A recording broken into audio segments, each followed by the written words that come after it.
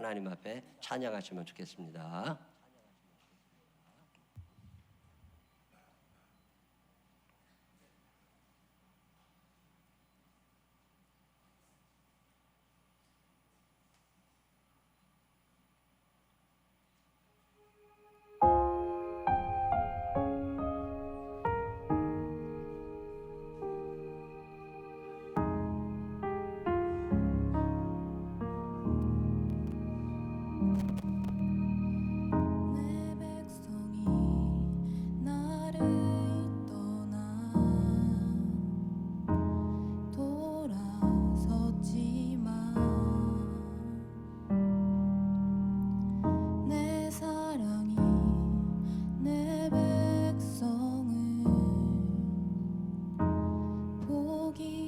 못하니 내 모든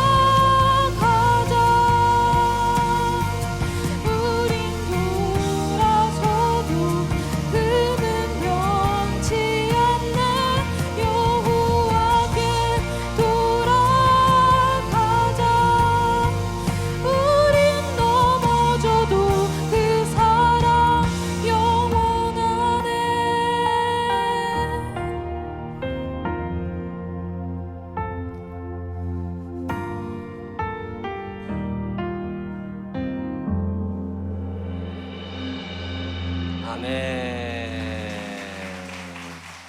귀한 찬양 감사합니다. 하나님을 찬양하고 싶은 마음이 있으면 누구라도 할 수 있습니다. 실력을 따지지 않으니까 자신 있게 하나님을 찬양할 수 있는 사람 많아졌으면 참 좋겠고, 참 은혜가 돼요. 가사 하나 그 이쁜 마음으로 하나님께 찬양하는 게 얼마나 감사해. 참 감사합니다. 오늘도 하나님의 전을 찾은 여러분들에게 주의 은혜와 사랑이 넘치게 되시기를 주님의 이름으로 축원합니다. 우리는 지난주에 가정의 세 가지 기능을 이야기하다가 말았어요. 가정에는 세 가지 기능이 있어야 된다. 첫 번째가 생산적 기능, 교육적 기능, 종교적 기능. 첫 번째가 뭐라고요? 생산적 기능. 두 번째가 교육적 기능. 세 번째가 종교적 기능. 첫 번째, 두 번째, 세 번째. 지난주에 뭐 했었죠? 생산적 기능에 대해서 말씀드린 기억이 있습니다.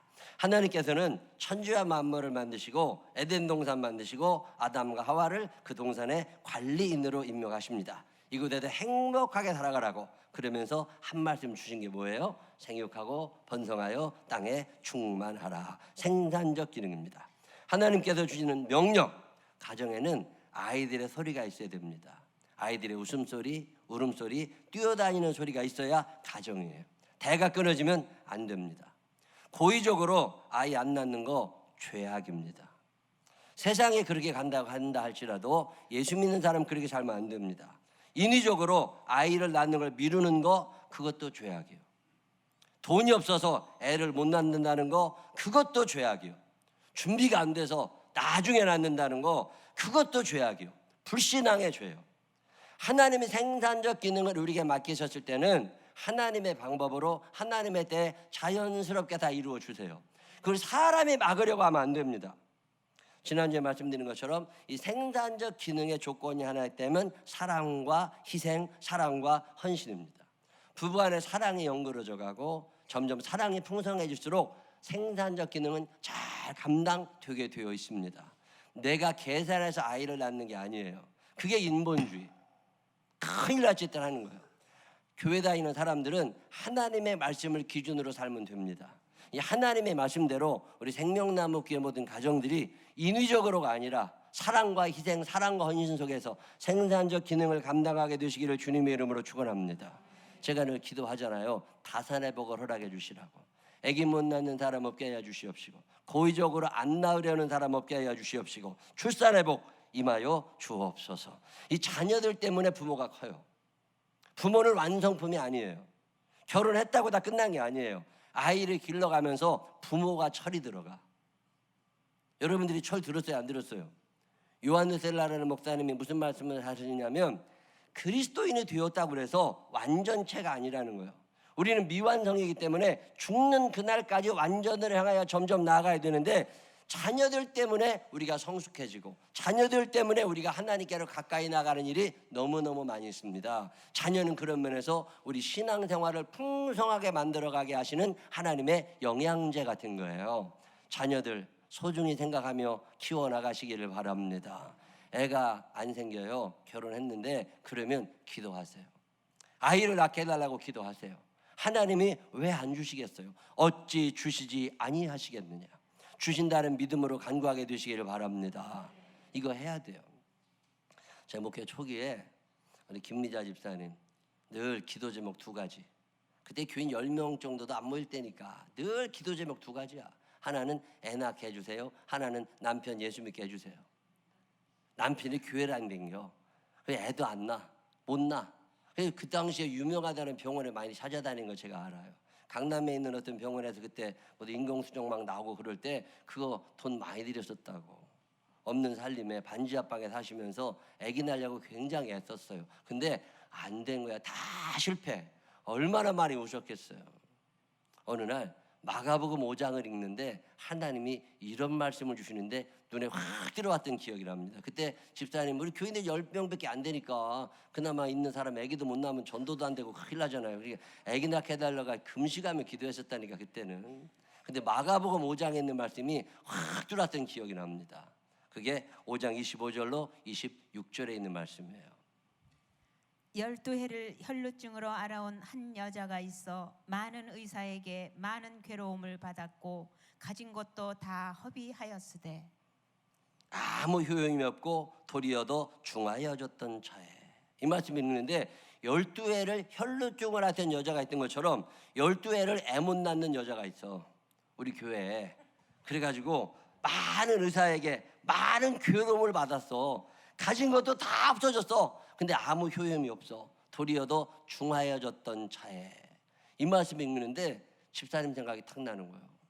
그럼 이게 끝인가? 근데 그 뒤를 쭉 읽어보니까 이 여자가 예수님 앞에 나가서 사실을 이야기하고 고하고 고침받는 이야기가 나옵니다.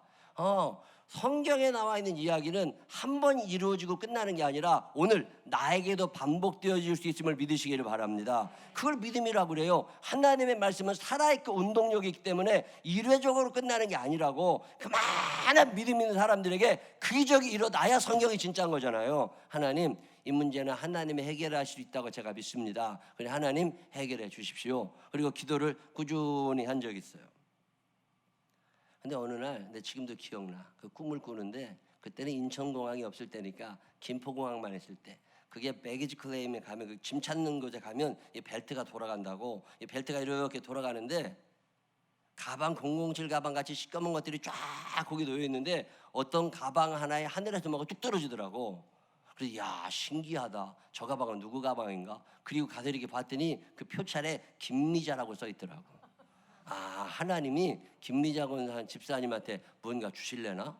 그래가지고서 그때부터 기도를 또 하는 거예요. 근데 아니라달라 애가 생긴 거야.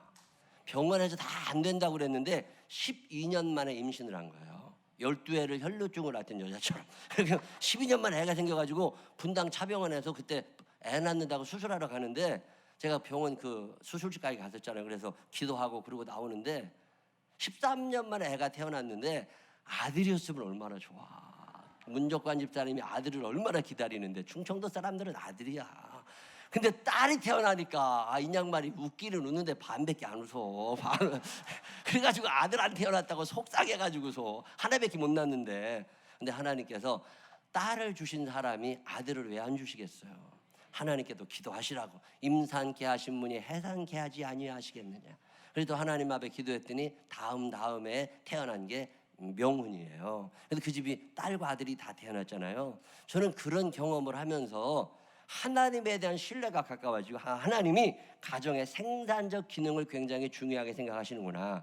여러분 우리 교회도 아기 못 낳으시는 분들이 계시잖아요. 지난주에 어떤 분이 우리 교회 처음 오셨다는데 아기를 못 낳는지 어떻게 되셨다고 얘기를 하시더만 걱정할 거 없습니다. 하나님의 말씀을 근거로 생육하고 번성하여 땅에 충만하라고 주님 말씀하셨으니까 하나님 책임지고 아기를 주세요. 남한테 기도도 부탁하지만 제일 중요한 건 본인이 믿음을 가지고 기도하는 거예요. 본인이 하나님 앞에 매달려 기도할 때 하나님이 역사하실 줄로 믿으시기를 바랍니다. 송혜연 집사도 결혼하고 금방 애가 안 생겨가지고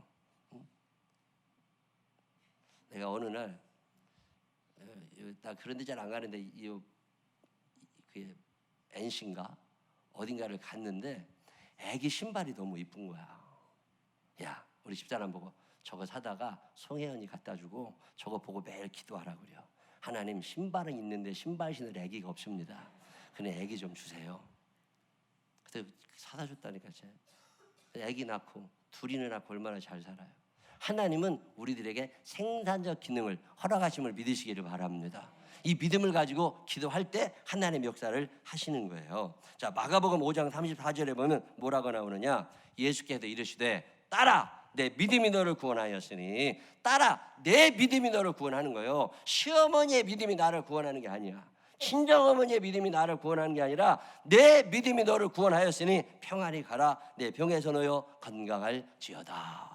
그래서 12해를 혈루증을 앓았던 여인이 낫잖아요. 그리고 건강해진 것처럼 하나님 우리들의 가정에 생산적 기능을 허락하심을 믿으시기를 바랍니다. 이 믿음을 가지고 열심히 기도해서 우리 생명나무교회 아기 못 낳는 가정이 하나도 없이 이 출산의 복을 특별히 다산의 복을 받게 되시기를 주의 이름으로 축원합니다. 자 이게 생산적 기능이에요. 이렇게 생산해서 아기가 태어났어. 그럼 이 아이가 완성품이냐? 아닙니다. 하나님은 자녀를 완성품으로 우리에게 주질 않으세요. 이 자녀들이 이 땅에 살면서 천국에 가는 과정에 아주 필요한 게 교육이라는 거예요. 가르쳐야 돼. 근데 마귀라는 놈이 우리가 하나님의 말씀대로 살아서 천국 가는 걸 아주 싫어합니다. 마귀가 별걸 다 만들어냅니다. 교육학, 심리학 이런 학문들을 통해서 여러분 머리를 오염시켜가는 거 아세요?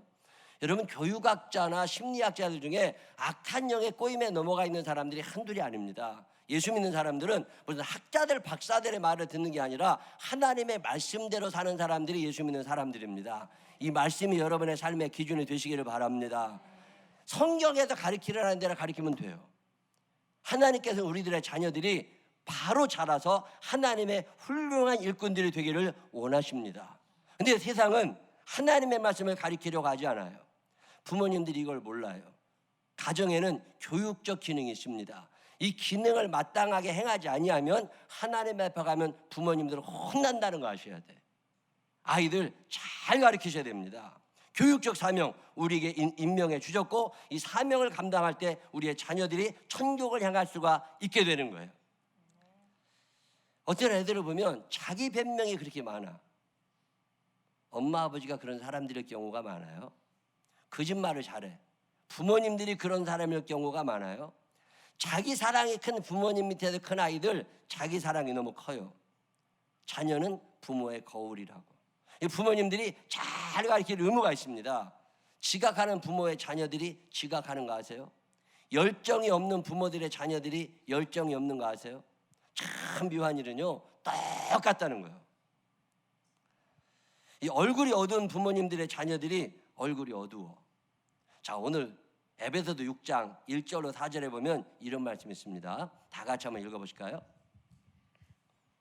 에베소서 6장 1절로 4절 제가 읽을까? 다 같이 에베소서 6장 1절로 4절 자녀들아 주 안에서 너희 부모에게 순종하라 이것이 옳으니라 내 아버지와 어머니를 공경하라 이것은 약속 있는 첫 계명이니 이로써 내가 잘되고 땅에서 장수하리라. 이게 무슨 얘기냐면 자녀들아 주 안에서 너희 부모에게 순종하라. 일단 자녀들에게 뭐라고 말씀하시냐면 부모님에게 순종하라는 거예요.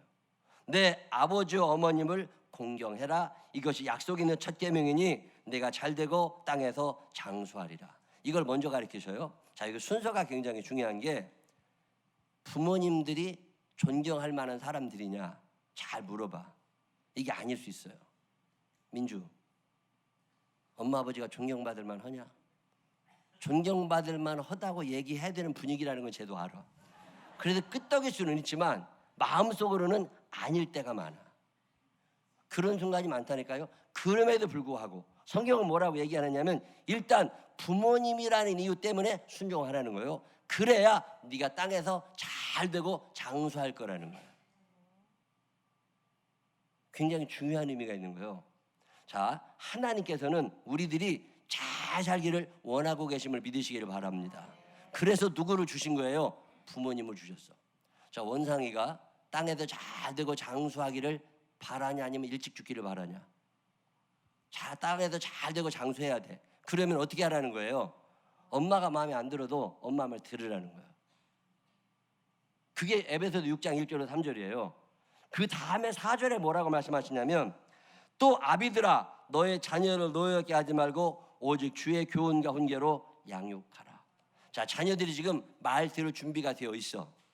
말 들을 준비가 되어 있으니까 그 다음부터는 뭐 하라는 거예요? 부모님들이 자녀들에게 얘기를 시작하라는 거예요. 가정에서 우리가 이 땅에서 살아가는 데 필요한 지혜를 가정에서 배워야 됩니다. 하나님께서는 가정에 교육적 기능을 부여해 주셨어요. 좀 더 쉽게 표현하면 잔소리를 해야 된다 그 말이에요. 언제부터인가 가정에 잔소리가 줄어들고 있어. 절대 안 됩니다. 가정에 엄마 아버지의 징글징글한 잔소리가 있어야 돼. 이게 없어지면 가정이 무너진다는 거 여러분 아셔야 돼. 엄마 입에서 잔소리가 줄어들면 아이들이 죄 지을 가능성이 커집니다. 교육학자들의 얘기가 중요한 게 아니에요. 친구들에게 배우는 거 있어요. 그런데 엄마 아버지가 가르쳐야 돼요. 이걸 너무 못해요. 나 얼마 전에 식당에 가서 밥을 먹는데 뷔페 식당이었어요. 접시를 들고 줄을 서 있어. 근데 내가 줄을 서 있는데 갑자기 그릇 깨진 소리가 쨍그랑하고 나더니요, 내 허벅지가 따끔해. 이렇게 쳐다보니까 초등학교 다닌 법한 아이가 들고 서 있다가 무슨 일이 있었는지 그릇을 떨어뜨렸어. 그래가지고 그릇이 깨지면서 파편이 팍 튀어가지고 내 허벅지까지 왔다고. 거기 있던 사람들이 다 쳐다보죠. 거기다 종업원들이 와가지고서 다 치우고 난리가 났어. 근데 정작 그릇을 떨어뜨린 아이는 놀랬을까요? 안 놀랬을까요? 놀랬겠지. 엄마가 그럼 어떻게 해야 돼요? 여러분이 엄마라면 어떻게 해야 돼? 이 상황에서 엄마가 와가지고 다친 데 없냐 살펴봐야겠지. 그 다음에 중요한 일이 있어요. 그게 뭐예요? 네가 그릇을 떨어뜨림으로 해서 저 아저씨가 다쳤어. 네가 그릇을 떨어뜨림으로 해서 여기 있는 사람들이 곤란한 문제가 생겼어. 이 사람들이 갑자기 일하시는 분들이 바빠졌어. 그러면 미안하다고라도 해야지. 맞아요, 틀려요? 참 묘한 일은요, 그 엄마가 오더니 애 데리고 가버려. 이런 싸가지 없는 것들이 어디 있어. 난 그 순간에 우리 교인들의 얼굴이 팍 지나가기 시작한 거야. 우리 교인들은 어떨까? 이 상황에 우리 교회 집사님들 30대 40전의 집사님들은 애를 데리고 그냥 그 자리를 피할까? 아니면 여기 있는 사람들에게 미안하다고 하는 걸 가르칠까? 교육적 균형이 일어나지 않아. 가정에 이게 보통 심각한 문제가 아니에요. 자, 그날 이 아이는 엄청난 레슨 교육을 받은 거예요. 네 인생에 앞으로 네로 말미암아 잘못된 일이 생기거든 일단 튀어라. 아이는 그냥 그걸 배운 거야, 몸으로. 여러분 심각하게 생각해 볼 필요가 있어. 난 이해가 안 돼. 그런 엄마들이 가정에서 교육이 안 이루어지고 있다고. 지금 이번 주죠, 제가 신호등에 서 있었어요. 신호등이 빨간불이야. 근데 당연히 서 있어야지. 차가 지금 지나가고 있습니다. 근데 차가 잠깐 안 지나갔어. 몇 초 동안. 그동안에 자전거를 타고 있던 초등학생이 그냥 지나가는 거예요, 빨간불에. 근데 차가 와서, 차가 얘는 못 봤는데 차가 딱 와서 아이를 치려는 직전에 끽 하고 차가 섰어요. 몇 센치 차이로 사고가 안 났어요. 운전자가 얼마나 쫙탁 쓰고 문을 열었다고. 아이를 쳐다보더니 한숨을 푹 쉬고 지나가. 그럼 이 아이는 어떻게 해야 돼요? 이 아이가 어떻게 해야 돼? 죄송합니다. 이 싸가지 없는 놈이 그냥 쳐다보고 있어. 그러더니 아무 일도 없었다는 듯이 다시 와. 내가 그 아이를 붙잡고서, 야, 네가 빨간 신호에 건너갔기 때문에 저 차한테 너 저 죽을 뻔났어. 지금 저 운전자가 얼마나 놀랬겠냐. 미안하다고 당연히 해야지. 왜 가만히 있느냐고. 그리고 너를 쳐다보고 있는 내가 얼마나 놀랬겠냐. 이거 네가 잘못했으니까 나한테도 미안하다고 그래야지. 맞는 얘기요, 틀리는 얘기요? 난 화가 나, 화가. 그게 가정에서 교육이 안 된 거예요. 얘는 아무런 일이 없었다는 듯이 또 자전거에 앉아 있어. 자, 가정에서 교육이 안 이루어지니까 세상이 이렇게 달라져 가기 때문에 성경은 뭐라고 얘기하느냐면 교육을 시키라는 거예요. 자, 오늘 신명기 6장 1절로 9절에 있는 말씀이 그 말씀인데, 저는 이 말씀을 어떻게 받아들이느냐, 하나님께서 우리들이 잘 살기를 원하시잖아요. 그러니까 어릴 때부터 가정에서 가르쳐야 되는데 못 알아들어. 무언 얘기를 해도 안 들어. 그래서 어떻게 얘기하느냐, 자, 신명기 6장 오늘 우리가 읽은 6절입니다. 6절 다 같이 읽어봅니다. 6절 읽어봐. 6절 시작. 오늘 내가 내게 명하는 이 말씀을 너는 마음에 새기고. 자, 여기서 말하는 너는 누구예요? 너는 누구예요? 부모. 부모들에게 뭐라고 얘기하냐면 하나님의 말씀을 일단은 네가 먼저 어떻게 해야 돼요? 마음에 새겨. 여러분의 마음속에 하나님의 말씀을 새기며 살게 되시기를 바랍니다. 여러분의 마음속에 먼저 하나님의 말씀을 새겨. 이게 외우라는 게 아니에요. 외우는 건 까먹을 수 있어. 근데 마음에 새겨 놓으려. 하나님의 말씀을 여러분의 마음에 새기는 게 첫째요. 그 다음에 두 번째로 해야 될 일이 뭐냐? 7절 시작. 내 자녀에게, 그 다음에 뭐예요? 부지런히 가르쳐.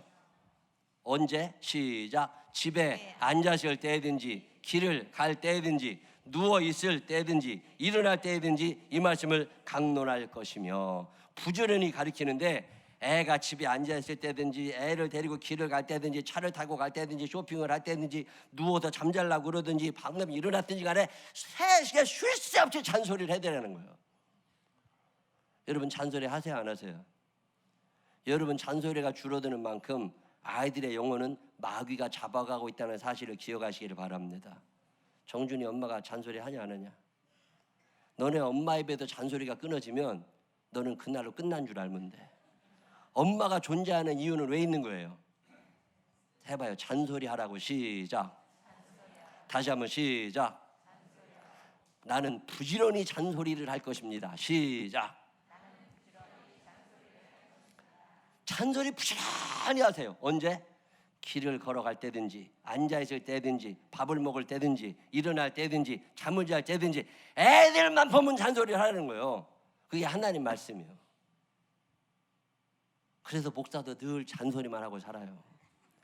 지난주도 저녁에 예배 끝나고 병원 신방 갔다 왔더니 8시 반이 넘었는데 유아실 텔레비가 켜 있어. 아, 왜 내 눈엔 그거밖에 안 보여? 왜 다른 사람 눈에는 그게 안 보일까? 잔소리가 저절로 나온다니까. 왜 들으면 화장실 불이 켜져 있고, 왜 들으면 어디 불이 켜져 있고, 왜 내 눈에만 보여? 그런 게 잔소리를 해도 안 들어. 엄마 아버지들에게 물어봐요. 내가 애들한테 잔소리만 하면 탁탁 맥힌다, 이런 사람들 아멘 한번 해봐요. 내가 잔소리하다 속 터져 죽는다, 그런 사람 아멘 한번 해봐요. 야, 그래도 아직 안 돌아가신 거 보면 아직 잔소리 덜 한 거예요.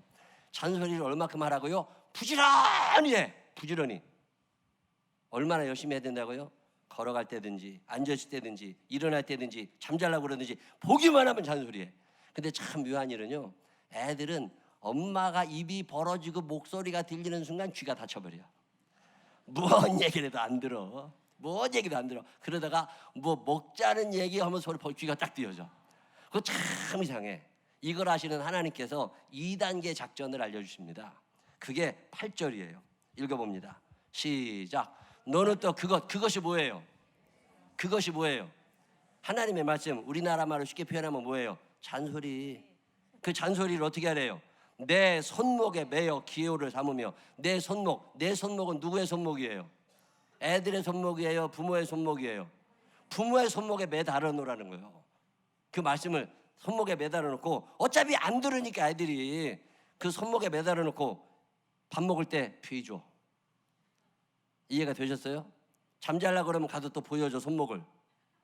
거기다 뭐라고 쓰라고? 엄마가 하려는 얘기를 애들이 알아요, 몰라요? 애들 다 알아요. 민주 알아, 몰라?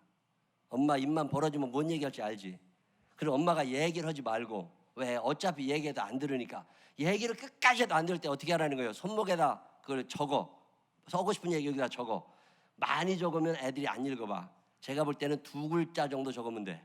뭐라고 적으면 돼요? 알지, 이렇게 적어.